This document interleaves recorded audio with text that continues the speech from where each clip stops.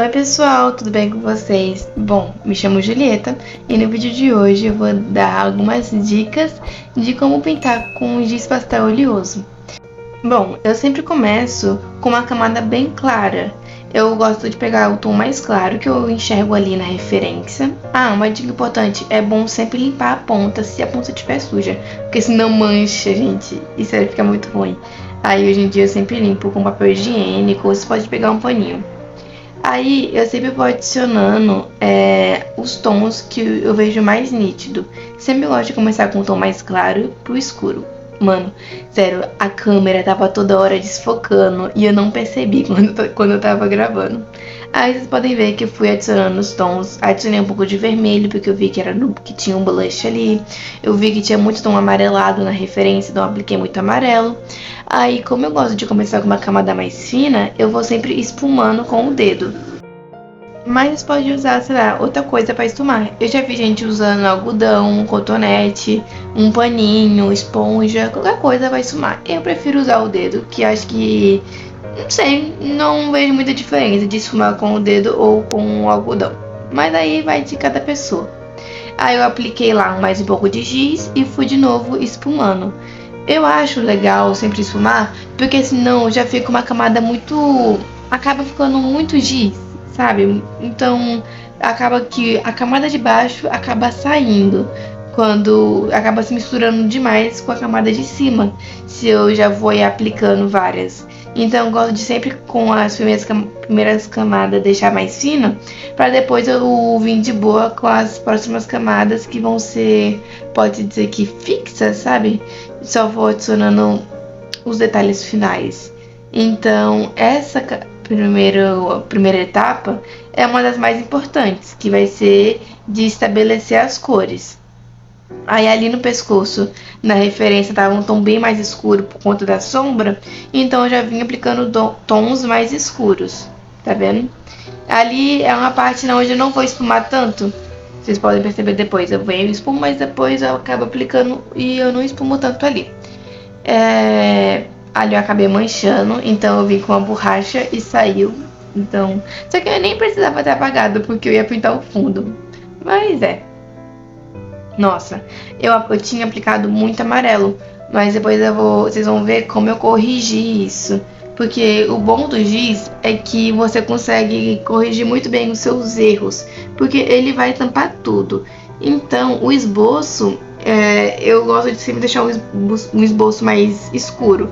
Mesmo no início eu apagando, eu normalmente deixo ele mais escuro que o normal. Porque quando a gente vai pintar com aquarela, a gente deixa o esboço bem claro. Mas com giz não, porque ele vai acabar tampando de qualquer jeito, sabe? Ele é um material que tampa tudo, então você de certa forma vai acabar perdendo. Já que eu apliquei aí a camada mais clara, eu venho com um marrom, né? Aí depende da referência que você vai estar usando. Eu vim com um marrom e já fui demarcando as partes que eu não queria perder. Aí primeiro eu tô fazendo mais partes de sombra, mas depois eu vou vir com o da Pentel, que é um pouco mais fino, e vou marcar os olhos, ali mais com os do nariz, essas coisas. E ali eu tô sempre espumando. Eu me sinto mais confortável espumando tudo, porque, não sei, gente, é o jeito que eu gosto de trabalhar. O giz não é um material em que eu domino muito, assim. Eu sou bem melhor na aquarela, né?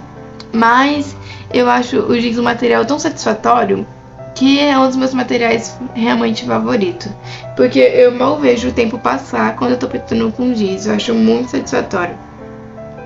Bom, eu já tinha meio que enjoado ali do rosto e eu tava, meu Deus, vai dar tudo errado, porque eu não tava gostando, tava muito estranho. Aí, pra eu não desistir do desenho, eu já fui pro cabelo, marcar um pouco pra ver se ia salvar. Então, eu peguei um tom mais escuro, peguei um marrom. Eu não quis já meter o preto ali de cara, mas depois vocês vão ver que eu vou vir com preto por cima, e depois eu venho com mais marrom. É isso, gente, giz é camadas. São muitas e muitas camadas. Você vai errar, aí você vai achar que tá errado, porque é muito feio o processo. Olha isso, tá muito feio. Eu tava meio toda desanimada aí. Aí eu tô sempre limpando, então é importante você ter um papel higiênico ali, um paninho pra você limpar a sua mão e o giz. Como eu falei, eu já vim com o giz mais fino que o da Pentel e fui demarcando as partes que eu não queria perder. Sério, tava muito estranho. Mas depois eu consigo salvar um pouco. E, gente, pelo menos o meu estilo de pintura com giz, eu não tento deixar tão realista. Como eu disse, é um estilo que eu faço mais solto. Então, aqui eu não vou ensinar como fazer uma pintura hiper realista, não. Eu só tô dando algumas dicas, tá? Então, é sempre bom analisar as áreas de luz e sombra.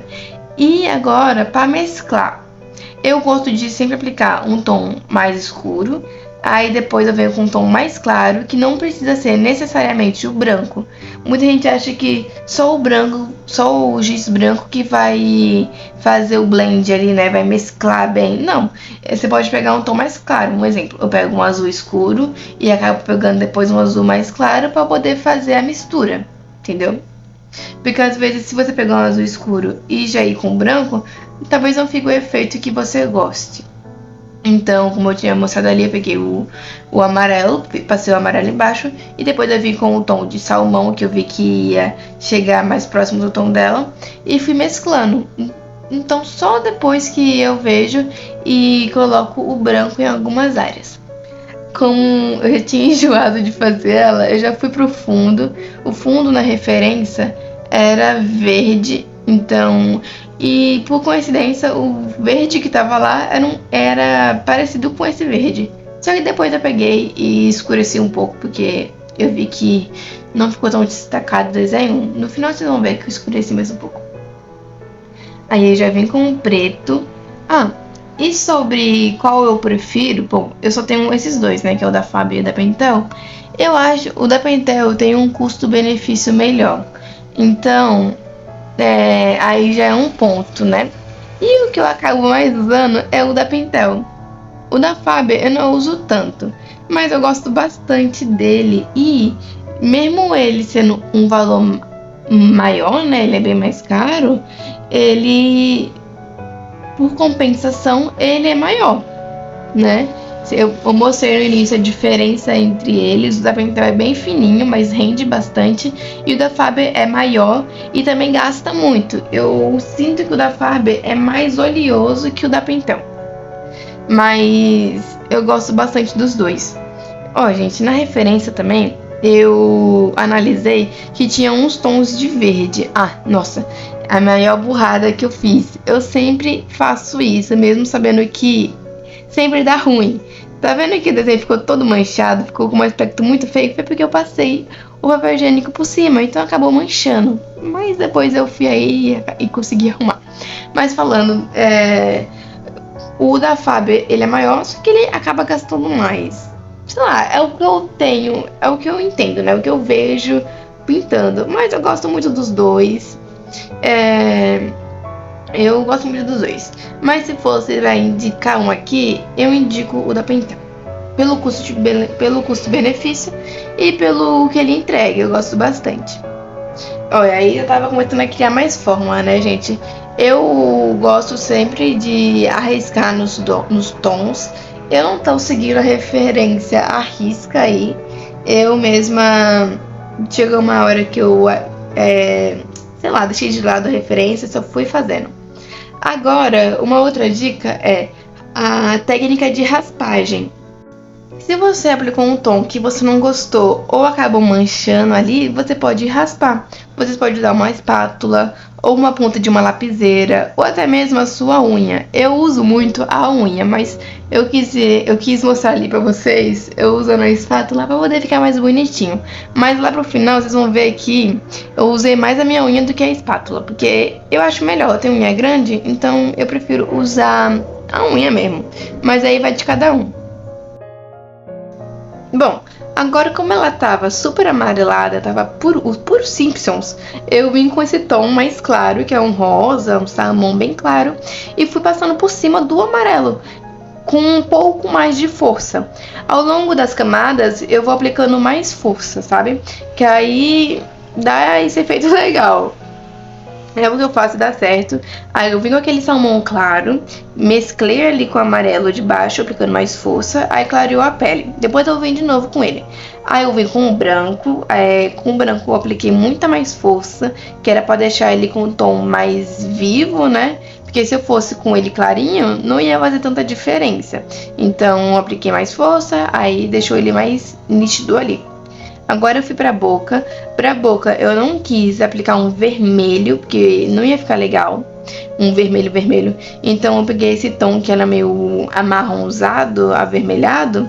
E passei ali na boca, que era o que mais estava próximo da referência. Fui deixando mais nítido ali tudo. Gente, eu vejo muita gente falando, ai, não pode usar preto, porque preto deixa um aspecto muito pesado. Bom, na pintura com aquarela eu não utilizo muito preto, mas no giz é um material onde eu utilizo muito preto. Quanto no cabelo, eu utilizo muito do preto nos olhos, no nariz. Pra fazer sombra eu uso muito preto com o giz, mas com outros materiais como a aquarela eu dificilmente uso tanto preto assim. Isso vai de cada material, né? Porque é que eu vejo muita gente falando que não pode usar preto porque não fica um aspecto legal na pintura. Mas eu vejo que usar preto com o giz ajuda super. Eu pelo menos, né? Adoro e sempre estou usando muito preto no nariz, nos olhos e na boca. Gente, releva um barulho de fundo, tá? Eu tô gravando de noite o áudio, só que a rua, né, tá ali sempre passando moto, carro. Então, relevem, por favor. Aí, ó, que eu tinha falado que eu tava usando a unha. É que eu cortei muitas partes, senão o vídeo ia ficar muito grande. Mas eu utilizo muito a unha pra poder fazer a técnica de raspagem. Principalmente quando eu aplico um tom que eu não gosto, que não combina, aí eu vou ali e raspo.